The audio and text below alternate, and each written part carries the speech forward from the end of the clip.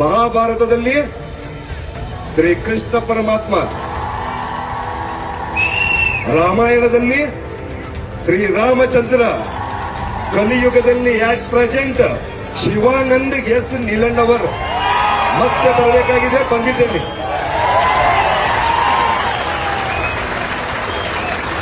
ಕಲಿಯುಗ ಮುಗಿಸ್ಲಿಕ್ಕೆ ಬಂದಿದ್ದೇನೆ. 2030ಕ್ಕೆ ಈ ಜಗತ್ತನ್ನೇ ಚೇಂಜ್ ಮಾಡ್ಲಿಕ್ಕೆ ಹೋಗ್ತದೇನೆ. 2030 ಕಲಿಯುಗ ಮುಗಿತೈತಿ. ನಾನ್ 149 ವರ್ಷದ 149 ವರ್ಷ ಬದುಕವ. ರೊಕ್ಕ ರೊಕ್ಕ ರೊಕ್ಕ, ಅಧಿಕಾರ ಅಧಿಕಾರ ಅಧಿಕಾರ ಅಂತ ಹೇಳಿ ಬದುಕಿದ್ರೆ ಅಲ್ಲ ಅದು. ಅಧಿಕಾರ ಬೇಕಂತಂದ್ರೆ ಜಟ್ಗಳು ತಗೋತೆ. ನಾನು 2028ಕ್ಕೆ ಮುಖ್ಯಮಂತ್ರಿ ಆಗ್ಲೇನು? 2028ಕ್ಕೆ ಮುಖ್ಯಮಂತ್ರಿ ಆಗ್ಲೇನು ಹೇಳ್ರಿ? ಜಟ್ಕೆ ಒಳಗೆ ಮುಖ್ಯಮಂತ್ರಿ 224 ಸೀಟು ಗೆಲ್ತೇನೆ. ಏನ್ ದೊಡ್ಡ ವಿಷಯನೇ ಅಲ್ಲ. ಏನ್ ದೊಡ್ಡ ವಿಷಯ ಐತೇನು? ಏನ್ ದೊಡ್ಡ ಕರಾಮತ್ ಐತೇನು? ಅಧಿಕಾರ ಸಿಕ್ಕರೆ 90 ಡೇಸ್. ಆತ್ಮೀಯರೇ, ಸಂಘರ್ಷ ನ್ಯೂಸ್ಗೆ ಹಾರ್ದಿಕವಾದಂತಹ ಸ್ವಾಗತ. ನಾನು ಕಲಿಯುಗ ಮುಗಿಸಲಿಕ್ಕೆ ಬಂದಿದ್ದೇನೆ. 2030ಕ್ಕೆ ಕಲಿಯುಗ ಮುಗಿಯುತ್ತೆ. ನಾನು 149 ವರ್ಷ ಬದುಕುತ್ತೇನೆ. ಮಹಾಭಾರತದಲ್ಲಿ ಶ್ರೀಕೃಷ್ಣ ಪರಮಾತ್ಮ, ರಾಮಾಯಣದಲ್ಲಿ ಶ್ರೀರಾಮಚಂದ್ರ, ಕಲಿಯುಗದಲ್ಲಿ ನಾನೇ ಕಲ್ಕಿ. ನಾನು ನಿಮ್ಮೆಲ್ಲರ ಹಣೆ ಬರಹವನ್ನು ಬದಲಾವಣೆ ಮಾಡ್ತೀನಿ. ನನ್ನ ಮಾತುಗಳನ್ನು ಯಾರೆಲ್ಲ ಕೇಳಿಸ್ಕೊತೀರೋ ಖಂಡಿತವಾಗ್ಲೂ ನೀವೆಲ್ಲರೂ ಶ್ರೀಮಂತರಾಗ್ತೀರಿ. ನನ್ನ ಮಾತುಗಳನ್ನು ನಿಮ್ಮ ಹೃದಯಕ್ಕೆ ಏನಾದರೂ ಇಳಿಸ್ಕೊಂಡ್ರೆ ನೀವೆಲ್ಲ ಅಗರ್ಭ ಶ್ರೀಮಂತರಾಗ್ತೀರಿ. ಏನಿದು ಯಮನಪ್ಪ ಗುಣದಾಳ್ ಈ ರೀತಿ ಹೇಳ್ತಾ ಇದ್ದಾನಂದ್ರೆ ಖಂಡಿತವಾಗ್ಲೂ ಇದು ನನ್ನ ಮಾತಲ್ಲ.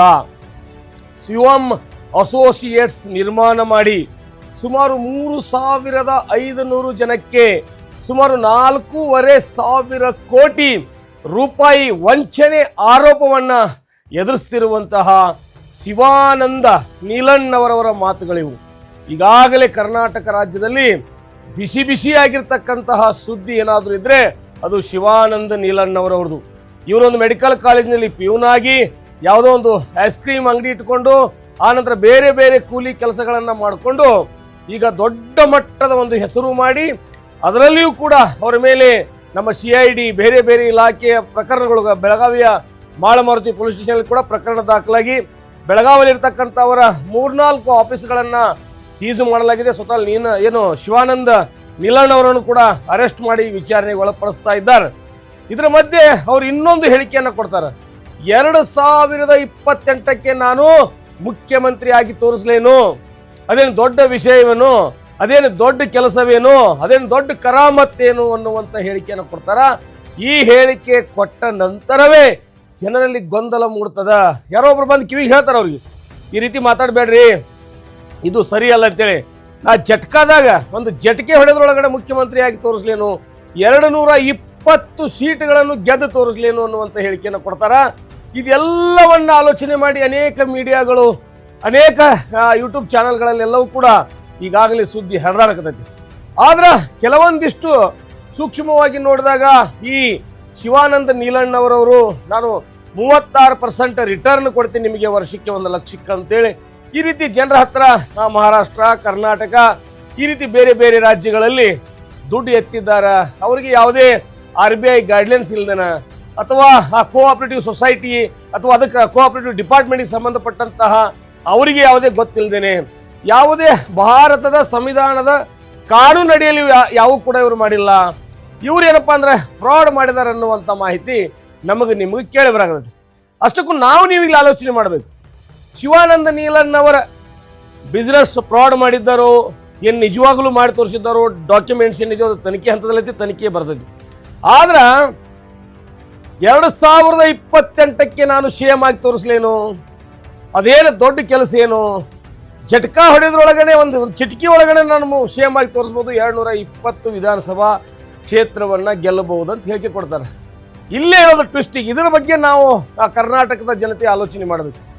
ಒಂದು ನೀಲಣ್ಣವರು 4,500 ಕೋಟಿ ರೂಪಾಯಿ ನನ್ನ ಕಡೆ ದುಡ್ಡು ಐತೆನೋ ದಿಮಾಕಿನಿಂದ ಈ ಮಾತನ್ನು ಹೇಳಿದ್ರ, ಅಥವಾ ಅವ್ರೇನಾದ್ರೂ ಜನಪರ ಕೆಲಸ, ಸಾರ್ವಜನಿಕರೊಂದಿಗೆ ಒಡನಾಟ, ಅಥವಾ ಈ ದೇಶದ ಸಂವಿಧಾನದ ಅಧ್ಯಯನ, ಅಥವಾ ಈ ರೀತಿ ಏನಾದರೂ ಹೇಳಿದ್ರ?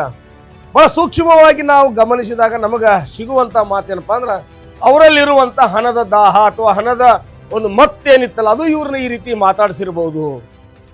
ಒಂದು ಕಾರ್ಯಕ್ರಮ ಮಾಡಿದಾಗ ಅಲ್ಲಿ ಸಾವಿರಾರು ಸಂಖ್ಯೆಯಲ್ಲಿ ಜನ ಸೇರಿದಾಗ ಅವ್ರ ಮುಂದೆ ಮಾತು ಹೇಳ್ತಾರಂದ್ರ ನಾನು ಏನು ಬೇಕಾದ್ರೂ ಮಾಡಬಲ್ಲೆ ಅನ್ನುವಂಥ ಧೈರ್ಯ, ಬಂಡ ಧೈರ್ಯ ಹೆಂಗ ಬರ್ತಪ್ಪ ಅಂದ್ರ ಅವರ ಹಿಂದೆ ಇರುವಂತ ಹಣ.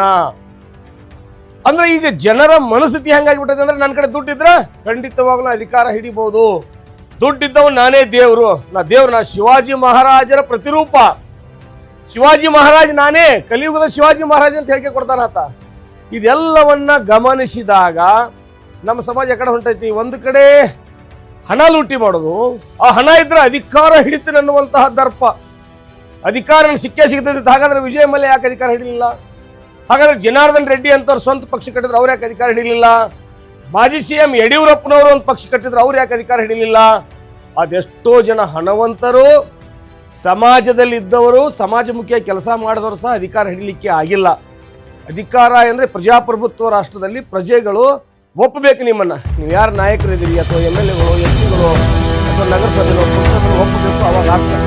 ಆದ್ರೆ ನಿಲಣ್ಣ ಅವ್ರು ಹೇಳೋದಂದ್ರೆ ಈ ಒಂದು ಸಮಾಜದಲ್ಲಿ ಭ್ರಷ್ಟಾಚಾರ ಐತಿ, ಭ್ರಷ್ಟಾಚಾರ ಸಮಾಜದಲ್ಲಿ, ಭ್ರಷ್ಟ ವ್ಯವಸ್ಥೆಯಲ್ಲಿ ಹಣ ಕೊಟ್ರ ಯಾರು ಬೇಕಾದ್ರೂ ನನಗೆ ವೋಟ್ ಹಾಕ್ಬೋದು, ಆ ಹಣ ಖರ್ಚು ಮಾಡಕ್ ನಾನು ತಯಾರಿದ್ದೀನಿ, ಹಣ ಖರ್ಚು ಮಾಡಿದ್ರೆ 220 ವಿಧಾನಸಭಾ ಕ್ಷೇತ್ರಗಳು ಗೆಲ್ಲಬಹುದು ಅನ್ನುವಂತ ಒಂದು ಅವರ ಮಾತಿನ ದಾಟಿಯಲ್ಲಿ ನಮಗೆ ತಿಳಿದಿದೆ.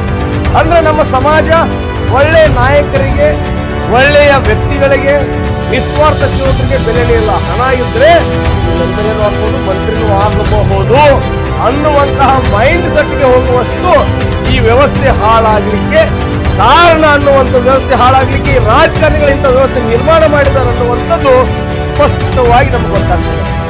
ಅದೇನೋ ಅಂತಾರಲ್ಲ, ಇಲ್ಲಾರ್ದ ಇದ್ದು ಇರುವೆ ಬಿಟ್ಕೊಂಡ್ರಂತ.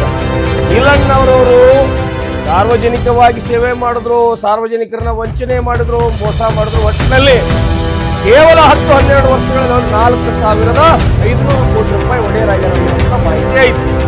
ಹೆಂಗ್ ಮಾಡಿದ್ರು ಅದಕ್ಕೆ ಉತ್ತರ ಅವರೇ ಕೊಡಬೇಕು. ಮತ್ತೆ ಇದು ಆದ ನಂತರ ಈಗ ಕೇಸ್ಗಳಾಗಿ ಅವ್ರ ಮೇಲೆ ಏನೇನಪ್ಪ ಕೇಸ್ಗಳಾದ್ರೆ ಏನಾಗ್ಬೋದು?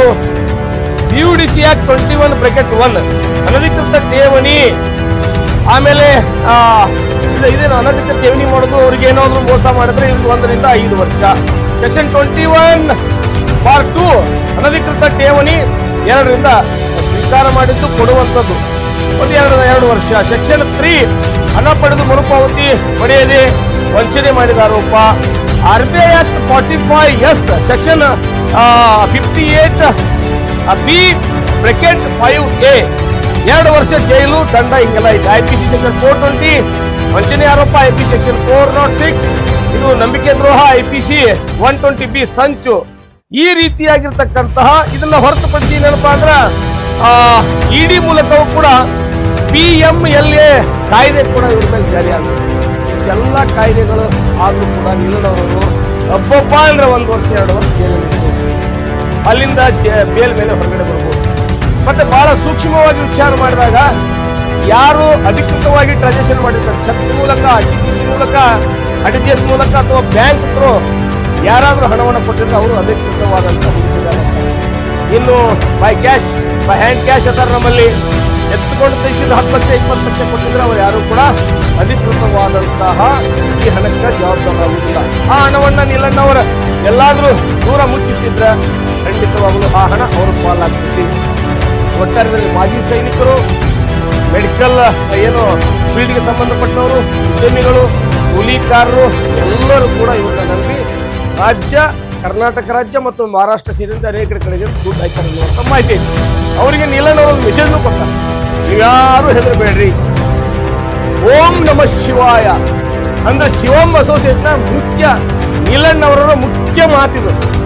ಎಲ್ಲೇ ಹೋದ್ರು ಕೂಡ ಈಗ ಮೀಡಿಯಾದವರು ಏನ್ರಿ ಇದು ಕತೆ ಅಂತ ಕೇಳಿದ್ರೆ ಅವ್ರಿಗೆ ಓಂ ನಮಃ ಶಿವಾಯ ಮುಂದೆಲ್ಲ ನೋಡ್ಕೊತಾರೆ ಶಿವ ಅನ್ನುವಂಥ ಮಾತನ್ನ ಹೇಳ್ತಾ ಇದ್ದಾರೆ. ಈಗ ಒಟ್ಟಾರೆ ಇವರೆಲ್ಲರೂ ಕೂಡ ಈ ಠೇವಣಿಯನ್ನ ಅವ್ರ ಕಡೆ ಹಾಕಿದವರು, ದುಡ್ಡು ಹಾಕಿದವರು, ಇದೊಂದು ರೀತಿ ಆನ್ಲೈನ್ ಗ್ಯಾಮ್ಲಿಂಗು ಅಥವಾ ಸೈಬರ್ ವಂಚನೆನೋ, ಒಟ್ಟಾರೆ ಇವರು ಏನು ದುಡ್ಡು ಅಲ್ಲೇನೋ ಶೇರ್ ಮಾರ್ಕೆಟ್ಗೆ ಹಾಕ್ತಾ ಇದ್ರು ಅಥವಾ ಏನು ಈ ರೀತಿ ರಿಯಲ್ ಎಸ್ಟೇಟ್ಗೆ ಹಾಕ್ತಾ ಇದ್ರು, ಎಲ್ಲೋ ಒಂದು ಕಡೆ ಇನ್ವೆಸ್ಟ್ಮೆಂಟ್ ಮಾಡಿ ನಾನು ಏನೇನೋ ಮಾಡ್ತಿದ್ದೀನಿ ಅಂತೇಳಿ ಅನೇಕ ಭಾಷಣಗಳಲ್ಲಿ ಹಿಂದಿ ಪ್ಲಸ್ ಇಂಗ್ಲಿಷ್ ಪ್ಲಸ್ ಕನ್ನಡದಲ್ಲಿ ಭಾಷಣ ಮಾಡಿ ಜನರನ್ನ ವಂಚಿಸ್ತಾರೆ ಅನ್ನುವಂಥ ಕೇಳಿಬರಾಗಿದೆ. ಇದ್ರ ಮಧ್ಯೆ ನಾನು ರಾಜಕಾರಣಿ ಆಗ್ತೀನಿ, ಮುಖ್ಯಮಂತ್ರಿ ಆಗ್ತೀನಿ, ನಾನು ದೇವರಿದ್ದೀನಿ, ನಾನೇ ಶಿವ ಇದ್ದೀನಿ, ನಾನೇ ಶ್ರೀರಾಮಚಂದ್ರ ಅವಾಗಿದ್ದ, ಆಮೇಲೆ ಎಲ್ಲವನ್ನ ಹೇಳ್ಕೊತ ಬಂದಾರ ಅವರು. ಶ್ರೀಕೃಷ್ಣ ಪರಮಾತ್ಮ ಇದ್ದ, ಈಗ ಕಲಿಯುಗದಾಗ ನಾನಿದ್ದೀನಿ. 2030 ಕಲಿಯುಗ ಮುಗಿತೈತಿ, ಆಮೇಲೆ ನನ್ನ ಆಟ ಚಾಲು ಆಗ್ತೈತಿ. ನಾನು 149 ವರ್ಷ ಬದುಕ್ತೀನಿ ಅನ್ನುವಂತಹ ಏನು ನಿಲಣ್ಣ ಅವರಿದ್ರು. ಶಿವಾನಂದ ಈಗ ಪೊಲೀಸರ ಅತಿಥಿಯಾಗಿದ್ದಾರ. ಪೊಲೀಸರು ಪ್ರತಿನಿತ್ಯ ಅವ್ರನ್ನ ಎನ್ಕ್ವೈರಿ ಮೇಲೆ ಎನ್ಕ್ವೈರಿಯನ್ನ ಪ್ರಾರಂಭ ಮಾಡಿದಾರ. ಅವ್ರ ಆಫೀಸ್ಗಳೆಲ್ಲ ಸೀಸ್ ಆಗ್ಯಾವ. ಒಟ್ಟಾರೆಯಾಗಿ ಈ ಪ್ರಕರಣ ಏನ್ ವಿಮರ್ಶಿಸಪ್ಪ ಅಂದ್ರ, ಹಣ ಗಳಿಸಲಿಕ್ಕೆ ಏನ್ ಬೇಕಾದ್ರೂ ಹೇಳಿಕೆಯನ್ನು ಕೊಡಬಹುದು, ಅಥವಾ ಅಧಿಕಾರ ಪಡೆದುಕೊಳ್ಳಿಕ್ಕೆ ಯಾವ ಸಂದರ್ಭದಲ್ಲಿ ಎಷ್ಟು ಬೇಕಾದ್ರೂ ದುಡ್ಡು ಖರ್ಚು ಮಾಡಬಹುದು. ಜನ ಜಾಗೃತಿ ಆಗಬೇಕು. ಇದು ಪ್ರಜಾಪ್ರಭುತ್ವ ರಾಷ್ಟ್ರ ಐತಿ. ಇಲ್ಲಿ ಪ್ರಾಮಾಣಿಕವಾಗಿ ದುಡಿದ ಹಣವೇ ನಮ್ಮ ಹತ್ರ ನಿಲ್ತಾರೆ. ಇನ್ನು ಅನ್ಯಾಯವಾಗಿ ದುಡಿದ ಹಣ ನಿಲ್ತದ? ನೀಲಣ್ಣ ಅವರು ಏನೆಲ್ಲ ಮಾಡಕ್ ಹೊರಟಿದ್ರು? ಇದು ಕಾನೂನಾತ್ಮಕವಾಗಿದೆಯಾ ಅಥವಾ ಕಾನೂನು ಬಾಹಿರ ಇದೆಯಾ? ಇಷ್ಟೆಲ್ಲ ದೊಡ್ಡ ಸಾಮ್ರಾಜ್ಯವನ್ನ ಹೆಂಗ್ ಕಟ್ಟಿದ್ರು? ನಾನು ಜಗತ್ತಿನ ವರ್ಲ್ಡ್ ಬೆಸ್ಟ್ ಮನುಷ್ಯ, ಜಗತ್ತಿನ ಬೆಸ್ಟ್ ಮನುಷ್ಯ, ಜಗತ್ತಿನಲ್ಲೇ ನಾನಂತ ಸಂತೋಷ ಪಡುವಂತ ಮನುಷ್ಯ ಯಾರು ಇಲ್ಲ, ಖುಷಿಯಾಗಿರುವಂತ ಮನುಷ್ಯ ಯಾರು ಇಲ್ಲ ಅಂತೇಳಿ ಲೈವ್ಲೇ ಡ್ರಿಂಕ್ಸ್ ಮಾಡುವಂಥದ್ದು, ಸ್ಮೋಕಿಂಗ್ ಮಾಡುವಂಥದ್ದು, ಅವರಿವರಿಗೆಲ್ಲ ಕೂಡ ಏನೊಂದು ರೀತಿ ಹುಮ್ಮಸ್ಸು ಅಥವಾ ಪ್ರಚೋದನೆ ಅಥವಾ ಏನೇನೋ ಕೊಡುವಂತಹ ಒಬ್ಬ ವ್ಯಕ್ತಿ ಈಗ ಪೊಲೀಸರ ಅತಿಥಿಯಾಗಿದ್ದಾರೆ. ಜನ ಜಾಗೃತರಾಗಬೇಕು. ಒಂದಲ್ಲ 10 ಬಾರಿ ಆಲೋಚನೆ ಮಾಡಿ ನಿಮ್ಮ ಇಡೀ ಜೀವಿತ ಕಾಲದ ಏನು ಗಳಿಕೆ ಇರ್ತದ, ಕೂಡಿಟ್ಟಿರುವಂತಹ ಹಣ ಇರ್ತದ, ಅದನ್ನ ಎತ್ಕೊಂಡು ಹಣರಾಶಿಗಾಗಿ ಅದನ್ನು ಡಬಲ್ ಮಾಡೋ ಆಶೆಗಾಗಿ ನಮ್ಗೆ ಅತಿ ಹೆಚ್ಚು ರೊಕ್ಕ ಬರುತ್ತೆ ಅನ್ನುವಂಥದ್ದು ಏನು ಆಶೆ ಇಟ್ಕೊಂಡು ನೀವು ಮಾಡ್ತಾ ಇದ್ದೀರಿ. ಇದು ಅತ್ಯಂತ ಅಪರಾಧ. ಶಿವಮ್ ಅಸೋಸಿಯೇಟ್ ಏನಂದ್ರೆ ಮೋಸ ಮಾಡಿದ ಅಂತ ಹೇಳ್ತಾ ಇದ್ದಾರೆ. ಇವರು ಮೋಸ ಮಾಡಿದ್ದ ಸತ್ಯ ಆದ್ರ ಮೋಸ ಹೋದವರ ಪಾಲು ಕೂಡ ನಿಮ್ಗೂ ಅದ್ರಾಗ ಅವರಷ್ಟ ನಿಮ್ಮ ಪಾಲು ಐತಿ. ಯಾಕಂದ್ರ ಕೂಡಿಟ್ಟ ನೀವು ಬೆವರಿನ ಹಣವನ್ನ ನೀವು ಯಾವುದೋ ಒಂದು ಆಮಿಷಕ್ಕೆ ಒಳಗಾಗಿ ಒಳ್ಳೆಯದಾಗುದಿಲ್ಲ. ಇದು ಕರ್ನಾಟಕ ರಾಜ್ಯದ ಪ್ರತಿ ಜಿಲ್ಲೆಯಲ್ಲಿ ನಡೀತಾ ಇದೆ. ಸೈಬರ್ ಕ್ರೈಮ್ ಅಥವಾ ಸೈಬರ್ ವಂಚನೆ ಅಥವಾ ಈ ರೀತಿ ನಾವು ಏನು ಟ್ರೇಡಿಂಗ್ ಮಾಡ್ತೀವಿ, ನಾವು ಹೆಚ್ಚಿಗೆ ಗಳಿಸ್ತೀವಿ ಅನ್ನುವಂಥದ್ದು ಎಲ್ಲಾ ಕಡೆ ನಡೀತಾ ಇದೆ. 4,500 ಕೋಟಿ ರೂಪಾಯಿಯ ಶಿವಾನಂದ ನೀಲಣ್ಣ ಅವರವರೇ ಇವತ್ತು ಕಾನೂನು ಕುಣಿಕೆಗೆ ಒಳಗಾಗಿದ್ದಾರೆ. ಅಂದ್ರ ಈ ಆಜು ಬಾಜು ಇರ್ತಕ್ಕಂಥ ಚುಲ್ಟು ಪುಲ್ಟುಗಳೆಲ್ಲ ಆಲೋಚನೆ ಮಾಡಿ ಅವ್ರನ್ನ ನೋಡಿ ನೀವು ಬಣ್ಣದ ಮಾತು ಹೇಳಿ ಕಾಗೆ ಹಾರಿಸುವಂತ ಜನರಿಂದ ದೂರ ಇರಿ. ಮತ್ತು ನಿಮ್ಮ ಜೀವಿತಾವಧಿಯ ಹಣವನ್ನ, ಬೆವರಿನಿಂದ ಗಳಿಸಿದ ಹಣವನ್ನ ಎಲ್ಲಾದ್ರೂ ರಾಂಗ್ ಆಗಿ ಇನ್ವೆಸ್ಟ್ಮೆಂಟ್ ಮಾಡಿ ಹಾಳಾಗಬೇಡ್ರಿ. ಅದೆಷ್ಟೋ ಜನ ಈಗ ಬೀದಿಗೆ ಬಂದಾವ, ಎಷ್ಟೋ ಕುಟುಂಬಗಳು ಬೀದಿಗೆ ಬಂದಾವ. ಅವ್ರು ಯಾರು ಹೇಳೋರು, ಯಾರು ಕೇಳೋರು, ಇದೆಲ್ಲವನ್ನ 100 ಬಾರಿ ಆಲೋಚನೆ ಮಾಡಿ. ನಮ್ಮ RBI ಗೈಡ್ಲೈನ್ಸ್ ಇದೆ, ನಮ್ಮ ಬ್ಯಾಂಕಿಂಗ್ ವ್ಯವಸ್ಥೆ ಇದೆ, ನಮಗೆ ನೀತಿ ನಿಯಮಗಳದಾವ, ಕಾನೂನುಗಳದಾವ. ಆ ರೀತಿಯಾಗಿ ದುಡ್ಡನ್ನು ಇನ್ವೆಸ್ಟ್ಮೆಂಟ್ ಮಾಡಬೇಕು. ಅದೆಲ್ಲದಕ್ಕಿಂತ ಹೆಚ್ಚಾಗಿ ಬೆವರು ಸುರಿಸಿ ದುಡಿಬೇಕು, ಕಣ್ತುಂಬ ನಿದ್ದೆ ಮಾಡಬೇಕು, ಹೊಟ್ಟೆತುಂಬ ಊಟ ಮಾಡಬೇಕು, ಉತ್ತಮ ಆರೋಗ್ಯ ಕಾಪಾಡಬೇಕು. ನಿರಂತರ ಸುದ್ದಿಗಳಿಗಾಗಿ ನೋಡ್ತಾ ಇರಿ ಸಂಘರ್ಷ ನ್ಯೂಸ್ ಕರ್ನಾಟಕ.